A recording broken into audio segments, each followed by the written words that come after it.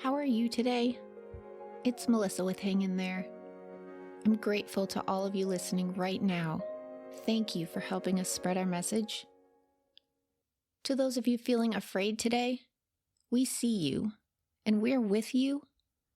You are stronger than you know. To those of you feeling hopeless today, we extend hope. To anyone feeling lonely, please know that you are not invisible. You matter. Your presence makes a difference. To everyone who has escaped, you are inspirational, and may you heal. To all who have been abused or are currently living through it, along with everyone who has been affected by abuse, we fight for you, and we understand. You are not alone anymore. Why am I always afraid all the time? It's been 6 years. I have a new life with loving people. My kids and I are safe and close. I really thought the fear would have eased by now. I'm afraid of the things I remember, seeing them in my mind again, feeling the emotions again. The sadness, the pressure to be strong, to act like nothing just happened, even though it did, and it was awful. Imagine yourself cooking dinner, a new and healthy recipe you are excited to make for your family. Spending an hour cutting up vegetables, really putting love into it, being proud of it. Then witnessing the full plate of that dinner being thrown into the sink, the plate breaking into pieces.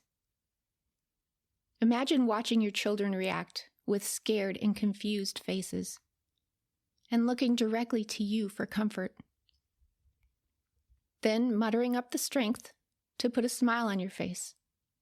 Gather your children safely and quietly, trying to ensure there would be no further disturbances, and move on to play something cheerful, away from there. Loving them with a wide open heart, minutes after yours was just beaten. Have you ever been dressed up for an event, such as a Christmas party with your family? Feeling good about how you look and excited to go to the party, only to be verbally abused and degraded in the car, moments before walking in. Just parked in the street, then having to pull yourself together, having to remind yourself that you are not what you were just called, that you look beautiful, and what you are wearing is not inappropriate.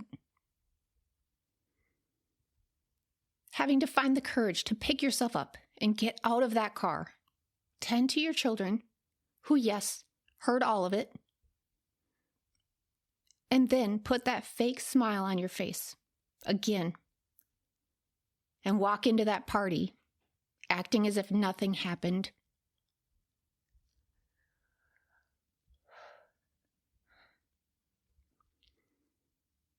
I'm afraid of the things that I do not remember, living unprotected in my head, waiting to be triggered and come back to haunt me.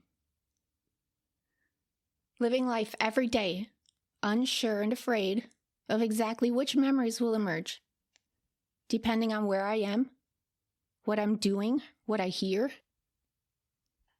Recently, my husband, son, and I went to a fun new candy shop just to check it out, spend some quality time together. We were looking around. It seemed like a safe space to be. Then, within 5 minutes, I heard it. The first part of the song, it was unmistakable, over the loudspeakers throughout the entire store. There was nowhere to hide. I knew I had seconds to leave, or I would be sobbing and shaking in the middle of the candy store. I dropped my treats, put my hands over my ears, and ran out of that store like I had to save my life. I was at my niece's 27th birthday party. This was supposed to be a fun event. I was surrounded by family and friends. It was at a sports bar on a Sunday. Football was playing really loudly on over a dozen TVs. I really wanted to be there. But I was nervous. I was hypervigilant, just on edge, anticipating something. I just couldn't relax. Then, yep, there it was, screaming over the loudspeakers. That song as if it was taunting me. I again put my hands over my ears and fled the building as if my life depended on it, leaving everyone completely worried and confused.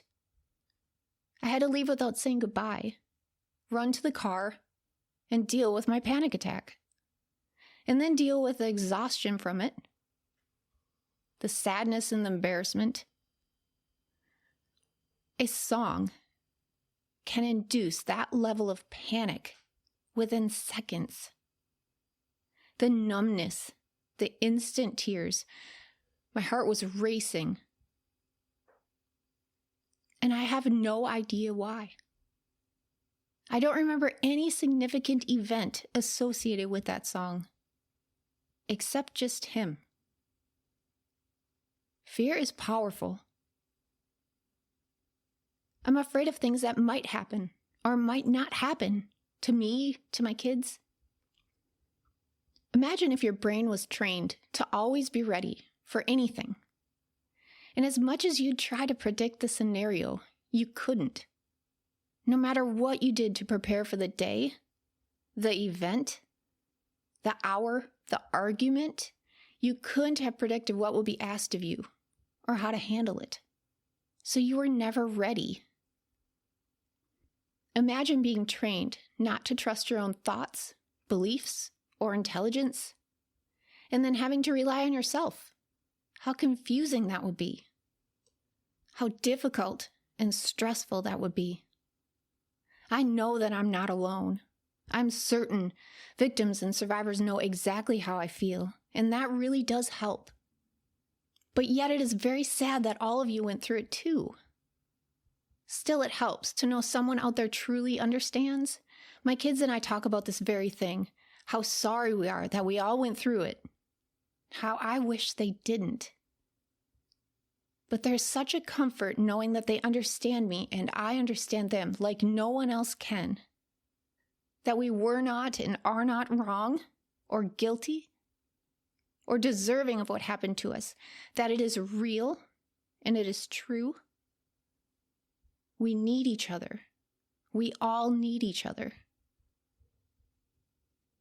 It is extremely common for victims, survivors, as well as children of abuse to feel shame. Shame attacks a person's identity and confidence, leaving them feeling weak, broken, and even at times responsible for some of the abuse. Shame is a manipulative tool. We need to let it go. We need each other to remind ourselves that we were not at fault. We did not deserve or provoke the abuse. We need to remind each other there is no shame for us to carry anymore. Shame often lingers long after the abusive event, long after a person even leaves their abuser. Shame is heavy and can envelop our children too. It is vital that we release it. As I said, shame is not ours or our children's to carry and hold on to. Let's stop hurting ourselves with questions like, why did I stay so long? Or why didn't I see it sooner? Or especially, why did I let him treat me that way? Or why did I let him treat my children that way? Please stop thinking, I should have known better. Or, no one will ever understand. Shame is a common control tactic abusers depend on. If a victim is feeling too ashamed to speak, ask for help, or try to leave, they remain silent. This helps continue the cycle of abuse. We need to find a way to shift how our culture talks about and responds to abuse. It's no wonder we feel shameful, considering all the stigmas around mental health, trauma, and being a victim of abuse. Instead of asking, why didn't she just leave? We should really be asking, what made it so hard for her to feel safe enough to go? Victims aren't being believed when they come forward, even in the courts, even in child custody cases. This is so degrading and so dangerous. It feels as though we are being judged by the system some by family and friends. So let's not judge ourselves unfairly. We need to be kind to ourselves. I've said this before, but it's worth repeating. On average, it takes 7 attempts for a survivor to leave their abuser. If you have left and gone back, let go of the shame. You are strong. You are not a failure. And you are the only person who knows when it's safe enough for you to leave. It is unbelievably scary. Fear is complex. Overanalyzing is such a common side effect of abuse, especially emotional, psychological, or narcissistic abuse. I still require a frustrating amount of reassurance before making a decision. I still take more time to explain my feelings than I need to. I used to think I was a bad communicator. He had me feeling convinced the communication issues were my fault, that the way I would say things was insensitive or offensive, and therefore made him angry. Have any of you ever realized, or can any of you picture just how exhausting it would be to have to literally dissect and analyze every situation, action, or word, both your own and others? This is anxiety-provoking and incredibly exhausting because, as I mentioned, most abusive situations are unpredictable. I talked about hypervigilance earlier. This is a very common side effect of abuse too. Those experiencing hypervigilance due to trauma and abuse are very easily startled, may appear jumpy. They might have trouble relaxing. I still cannot sit through a 2-hour movie without needing a break. They might feel sensitive or overreact to loud noises or sudden movements. Many also are constantly monitoring their surroundings or others' behavior. It is common to misinterpret very neutral situations as frightening or intimidating because you're always on high alert. Overanalyzing. I still cannot sit anywhere if my back is to people. It makes me feel exposed. It makes me feel unsafe. I'm becoming more and more aware of this in my life, and through therapy have really worked on identifying it and working through it. Unfortunately, hypervigilance can linger long after the abuse has stopped. It is common for survivors to overanalyze just to prove to themselves that they aren't crazy. Abusers use gaslighting to manipulate their victims. Gaslighting is meant to make a person question reality, to question their own memory or perception. This tactic is used to gain control, to confuse, and to avoid accountability. When gaslighting, an abuser may deny things they said or did, even if you are certain that it happened, that they did it. They may blame you for what they did. An example of this could be your abuser stating, "If you didn't do that to me, I wouldn't have had to lie or hurt you." Or, "It's your fault I lost my temper." I remember thinking things such as, "Did I say that wrong?" Or, "What could I have done differently? I don't understand why this produced such a blow-up." And sadly, I thought, maybe I need to think more before I speak. Even though it would take hours or days for me to bring anything up, if I brought it up at all. After a person experiences gaslighting, being told that they are the problem, it wears away at their ability to trust themselves. Even after leaving, a survivor may still second-guess themselves, apologize for things that aren't their fault, or struggle making decisions. I still don't really enjoy making decisions for group activities or holidays because I'm so afraid the decision won't make everyone happy. I'd rather someone else made the plan.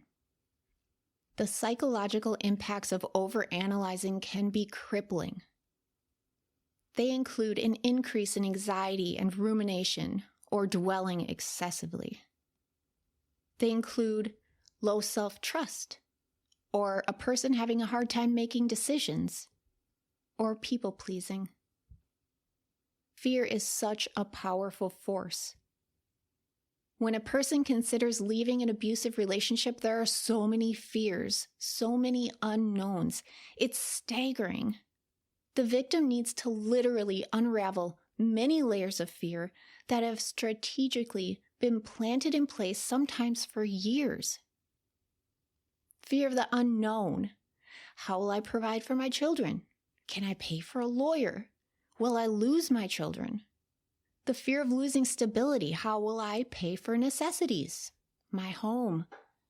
How will I pay for daycare or health insurance? Fear of not being believed.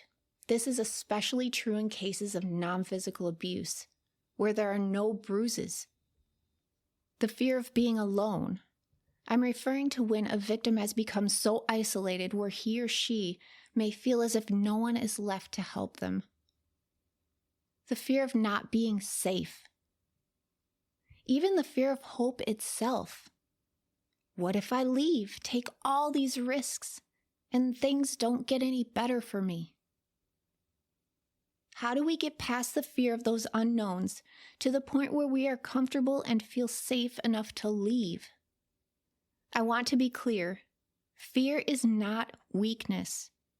In these very complex situations, a person's survival instincts kick in. That is supposed to happen. That helps keep them and their children or them safe. I'm painting a picture here, just scratching the surface, educating some, reminding many victims and survivors to be kind, not to be judgmental.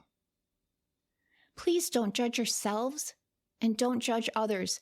Making sense of these fears is incredibly tough when victims have been trained not to trust their own judgment. Fear is real. Whether you are considering leaving, in the process of it, or have left an abuser successfully, fear is present. Those who are loving and supporting someone through this process, please be patient. I know you are afraid too. I'll be honest, for me, I have days where my anxiety has been crippling due to my triggers, and then at other times I cannot even pinpoint the source of my anxiety. I can just feel it. It's something I cannot be distracted from. It's just there, and I have to deal with it. For many years, my brain was wired for survival, expecting danger. I know that I am physically safe right now. But I worry about my safety, my kids' safety.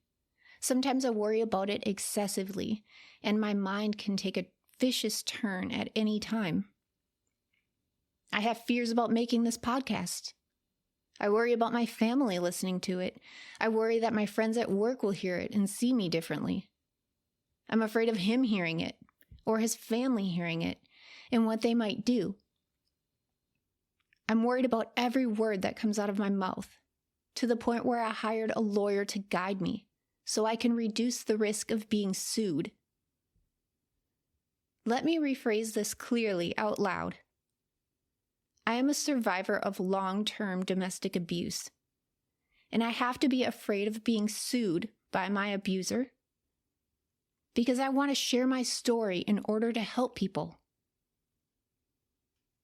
I'm afraid to the point where I nearly panicked the day we launched the podcast. I kept thinking how big the moment was. I kept thinking it's today, right now. Such an incredibly huge step for me, for survivors. I thought about all the tears shed making the podcast, the time, the planning. I thought about all of the hopes I have for helping people, the goals of educating others, being a source of support, building a community, and making it clear that no one is alone in this. And in those beautiful thoughts, my brain went back there. I was afraid, again, of him. It feels deeply unfair that after all the effort I've put into healing and moving forward, the fear still persists. It lingers. And I just am so sad that it's holding me back from finding the joy and pride in releasing this podcast. I'm actively working on this. When I cannot sleep or cannot stop worrying because the fear still lingers, I remind myself, if hanging in there helps even one person feel seen, heard, understood, supported, and a little less alone, then every moment of fear and every tear is worth it. The impact we can make matters more than my fear, and I truly believe that. I need to stop. Please, let's all just breathe. Find the floor with your toes. Feel it. Close your eyes if you want to. You have found support here.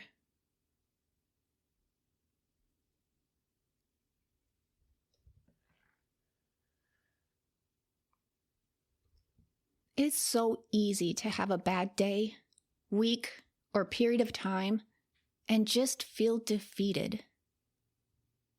I certainly have been there. It's discouraging and frustrating, overwhelming. For those of us trying to heal, this feels like we're moving backwards after working so hard. For those of us living with abuse, it may feel hopeless. And I know you feel alone and wonder if you will ever be free. Please pick yourselves up. You are not broken. Please continue to persist, to show up for yourselves, for your children. We are all trying to heal from something that was not our fault. We can thrive. It is true, we will never be quite the same as we were before the abuse. And it is true that we didn't deserve it.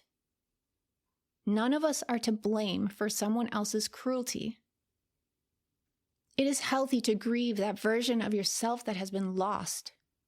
It's okay to mourn the partner and love you hoped for but never received. Or even grieve the parent you wished for and never had. It is okay to shed tears over the time that was lost. It is important that you realize that you are not weak. You are awake and alive. You have such strength in you.